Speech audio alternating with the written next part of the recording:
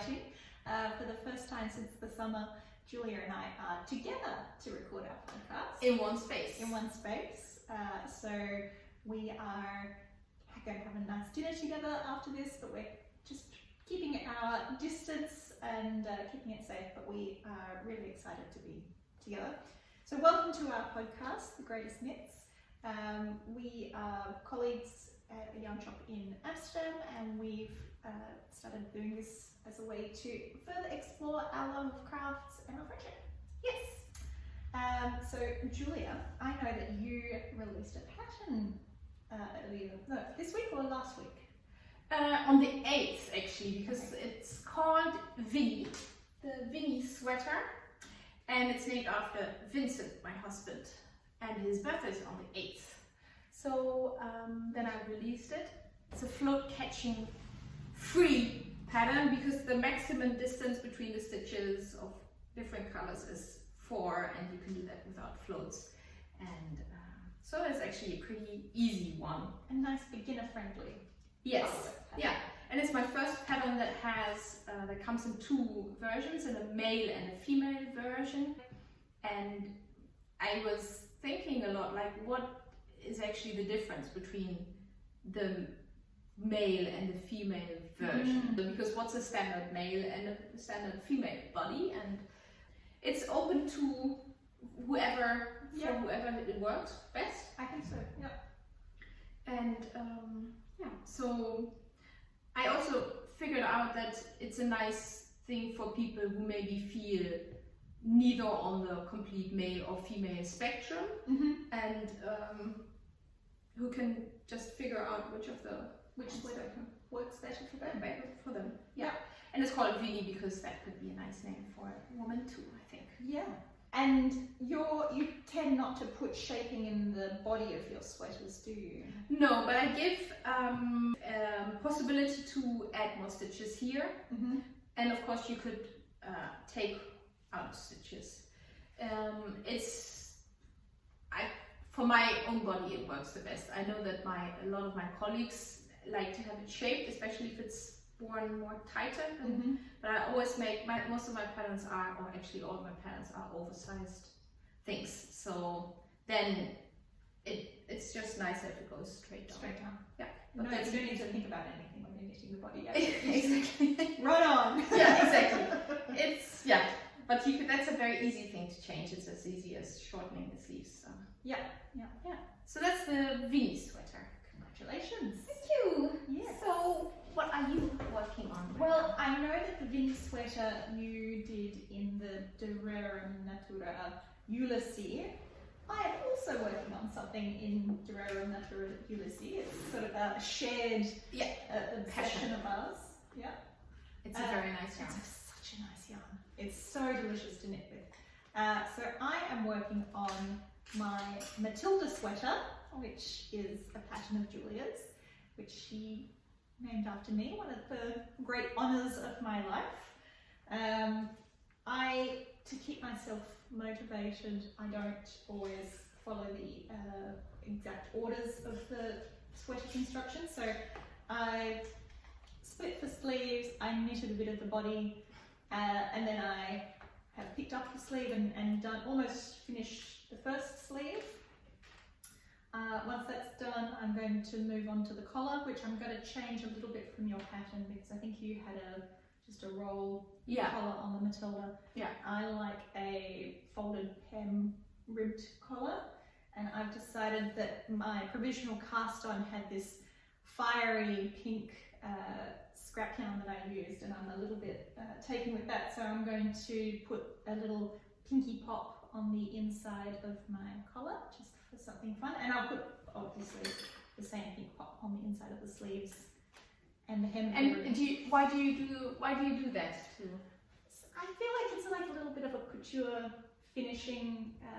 If you think of like a nice couture coat, it will often have a contrast binding on the seam bindings, and I think that just adds a little bit of fun. And I love a folded cuff or hem because it's like squishy and has great structure, and it keeps shape also better. Yeah, definitely. It doesn't stretch out. Yeah. It's can I say it's just genius color combination. Oh, thank you. Yeah. I labored over it for a long time. This, I don't know how well the winey purple is showing up on the screen, but that's Merlot is the color of the Ulysses, and it's a deep burgundy aubergine purple, which is just luscious. And then I've paired it with a sort of powdery pink and a chartreusey yellow for the colour work, and I'm feeling very, very good about it. Yeah, it's very nice. Really nice. I get a little bit smug when I find a really good colour combination. And I can understand that. I have to say. Okay, and shall I show you what I've been working on? Actually, it's already lying here. Yeah. So at the moment I'm working on some kind of like secret projects. It's only secret because I'm not allowed to talk about it. It's very difficult for me. We'll draw a veil over this now. And in the meantime, I've been experimenting with pom-poms. So I started with this one. It's like a speckly pom-pom with some little hair, and then I made this like, what's it called? It's like a pastel. Yeah, but it has a leopard print. I wanted to check out some funny pattern. Oh, I love that one. And then I made like this thingy. The thing is, if you're making pom-poms, they're a bit like Sesame Street animals that you make. They have like this character, and they can be really silly and funny. Yeah. So then I made a square one, and it's not yet perfectly squared. Gets out of shape, but I found that really funny, like a cube. Yeah. And I also like the colors in this one.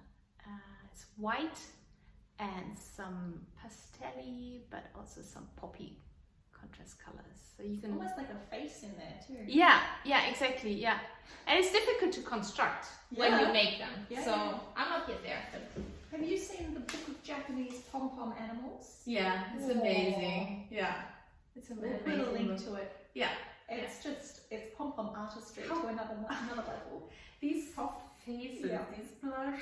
Ooh, they're so cute. Yeah, they're very cute. I think that kind of got me going, and because I'm not that precise craft, that's how far I got. Yeah. But still like it.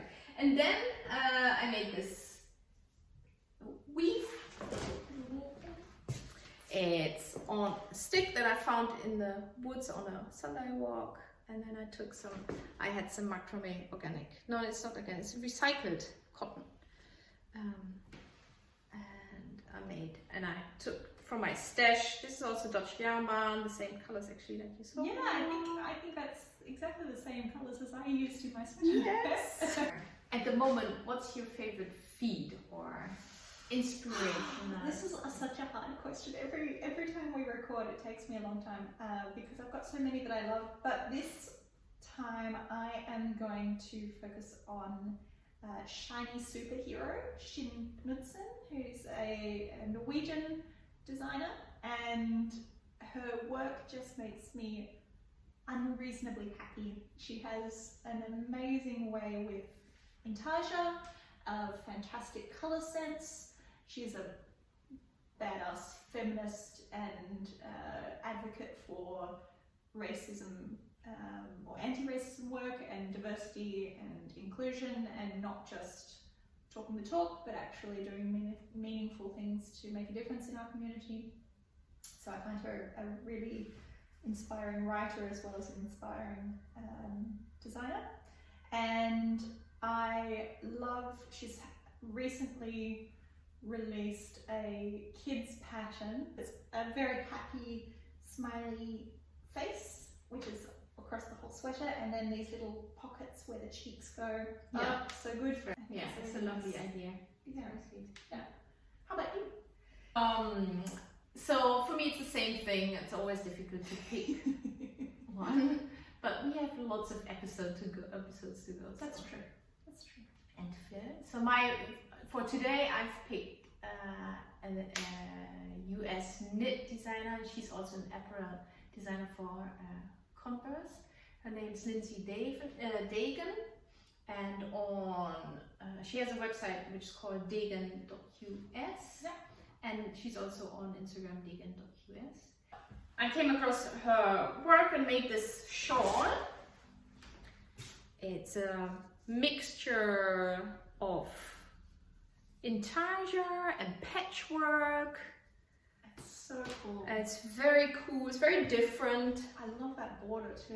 Is Yeah. that stacked stitches? Yes. I was looking at, for my 2021 technique, I try and pick a new technique each year. Yeah. And It's what Sandy Peters does a lot. indeed, Yes. Sandy Yes. is a stacked stitch expert. So, and this one's called the Squitter Kite, I think, or something like this. It's great fun because she makes quilts as well. She makes there's very cute baby boots out there that she designed. You can buy it as a pattern. There's a free pattern that I still have to make, which is called Eyes, and it's something you can incorporate into a sweater. So you make with short rows, you make little eyes all over your sweaters. Yes. To this thing. Oh.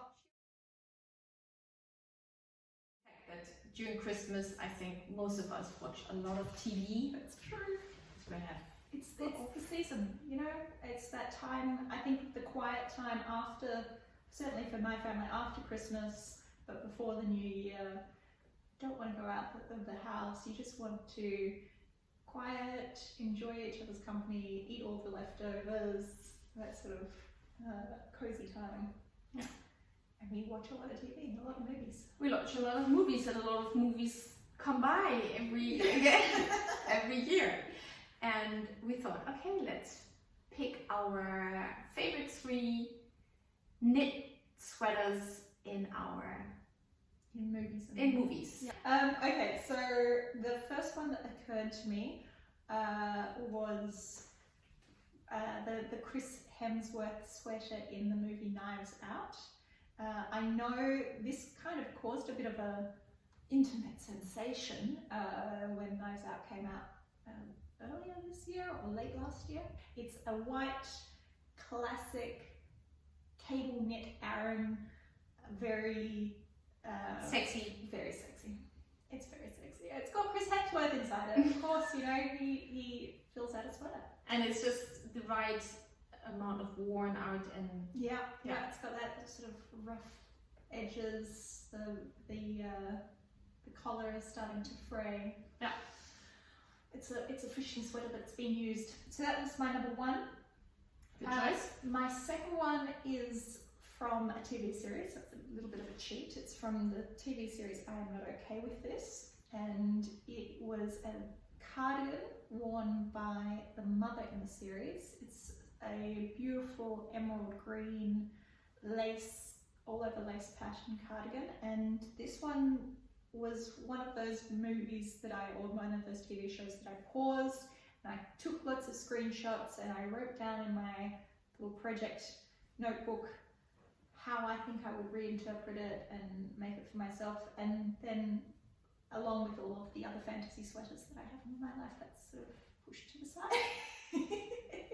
It's also a good one. Top 3 favorite fantasy sweaters. Fantasy sweaters. Well, and then my third one is another fantasy sweater. It's a beautiful vintage look from the 1968 movie Bonnie and Clyde. And this sweater is, you know, lots of negative ease.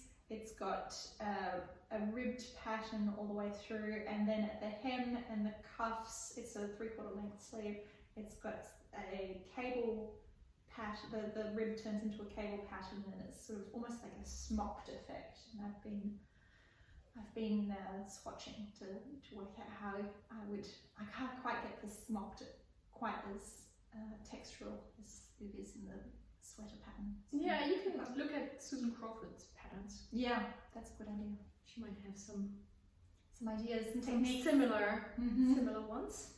So those are my 3. Nice. How about you? My number 1 is a sensational pink Angora sweater / dress It's free on the back, and it's worn by Natasha Kinski in the film Paris, Texas. Yes. It's an epic film by Wim Wenders, one of my favorite films ever, and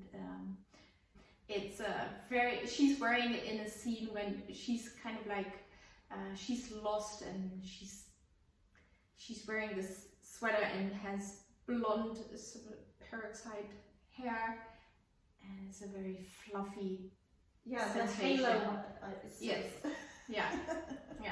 It's one of these sweaters that you see once and it's just imprinted in your memory. So that's my favorite. Then the second, it's not my favorite. The second's not my favorite, but it's a very iconic sweater, and I think it kind of started this whole ugly Christmas sweater tradition. I'm not sure. Please correct us in the comments, but it's from Bridget Jones' Diaries, first one, and there's this scene where they are on a Christmas, and then Christmas drinks with the friends of her parents, and the son of these friends is also there, and he's turning around. What's his name? Mr. Darcy. Mr. Darcy. He turns around and he's wearing this really horrible green sweater with a huge comic deer on it, and it's just lights switch off in her. She says it's a no. We know what happens at the end of the film, but anyway, it's the ugly Christmas sweater. And number 3 is worn by Sarah Lund in the series The Killing. I think the sweater is epic because she wears it more or less throughout the whole series. Yeah. And I remember that I found it so daring to be wearing the same thing. I mean, there's been so much talk about this sweater. It's a white